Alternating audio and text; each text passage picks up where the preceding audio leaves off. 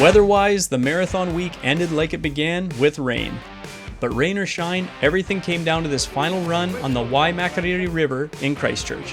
First and second outright would be decided after two 60-kilometer legs from State Highway 1 to the Gorge Bridge and back. Roger and Ben Preston's 2.5-minute lead meant second place Kevin Hyde would need to pass them on the river to snatch the world title. I think the river's pretty tricky and rain's not helping at all, but we'll just see what happens. Yeah, we've got Kevin on the tail. We've just got to keep it clean and fast and try and keep ahead of him on the upstream leg, really. The Prestons were first to the top, but not without a couple of moments that threatened to derail their entire campaign.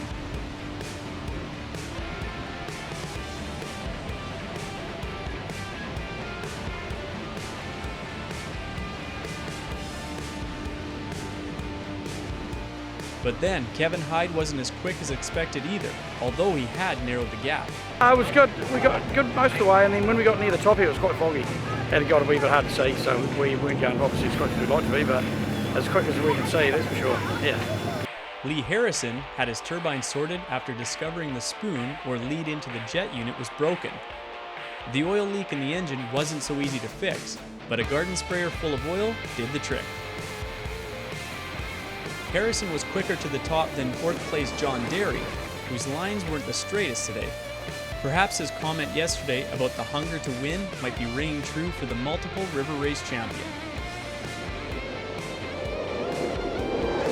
The dominance of Justin Hill in A-Class remained unchallenged all marathon, and being beaten was hardly likely. Yeah, that was our game plan, just to push hard earlier in the week and build a bit of a lead. And then, just come to Canterbury and sort of pick our lines and not try and chase any shortcuts. Would be silly. So. The next best in class was American racer Ryan Ringer. He'd had a late night replacing a cylinder head on the engine after dropping a valve yesterday. Thankfully no damage, but a loose oil fitting today was still causing issues, slowing his pace but not his position. Second in A-Class. And despite all of his issues, Ben Quinn in the early model Quickcraft, running an engine he'd built himself, secured third in class after a dramatic week of racing. His first major marathon completing each and every leg. Let's not forget Wayne Boyes, always the entertainer and now in A-Class. He turned it on for the camera on the final day. His celebration will be a big one tonight for successfully finishing a world marathon.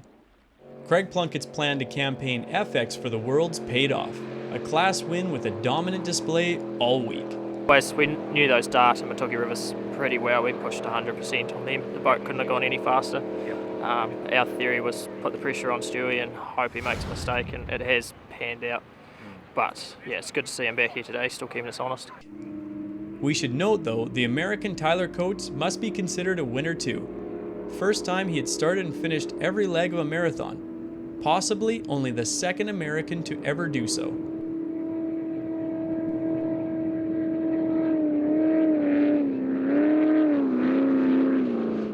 No, didn't think we'd make it this far. We're just coming to play and have fun.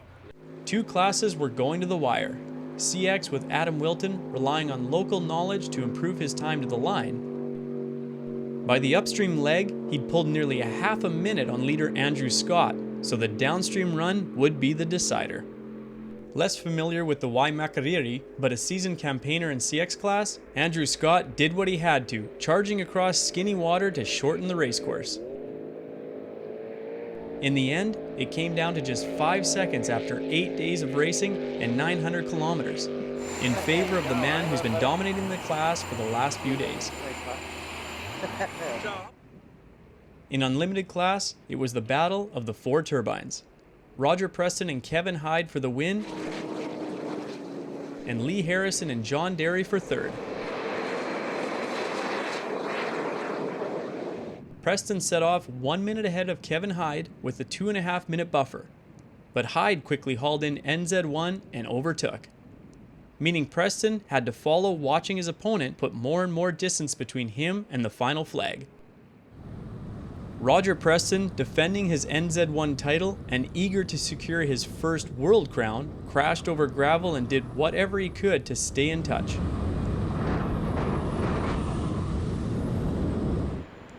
In the end, he finished 30 seconds behind Kevin Hyde, enough to secure the world title.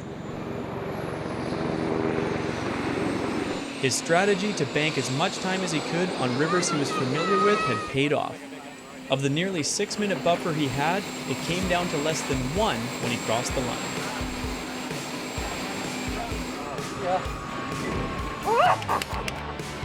We hadn't pre-boated this until last night.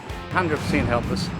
We kind of knew which side of the river we wanted to be on when we did, but we didn't exactly execute that too well today, but it was good. We knew that you could get away with most of it, like all the gravel hopping. We did an amazing amount of gravel hopping on the way down, and we managed to keep the nose in the right direction. But no, we're happy to be down, to be fair, and boat's still good, you know. But other than that, no, we're all good. It was a bit of a bugger. We probably left our run a bit late, and the high rivers doesn't really suit us. So yeah, I've never been happy to be in it. You know, normally if I'm not winning, I hate it, but mate, it feels like a win. It's so good. So winners all around, including John Derry, who was beaten out of the final podium position by Lee Harrison, but still able to find the positive. Yeah, what's wrong with fourth place? Nothing at all. No, look, for our team, Nick's done a great job engineering the boat, and just pleased to be finished, to be perfectly honest, in the end. So another marathon that we started and finished. The marathon as events run really well, and congratulations to all the team behind the scenes, getting up every morning at some ungodly hour and getting to bed at midnight. So without them, this event wouldn't happen, and all credit to them and all the guys that managed to start and finish every leg. And I think we had 25 starters coming down today, so amazing result. So yeah, well done. So there it is. The Golden Homes UIM World Jet Boat Marathon has been run and won after a 6-year wait thanks to the pandemic. Here's hoping to see it again down under much sooner.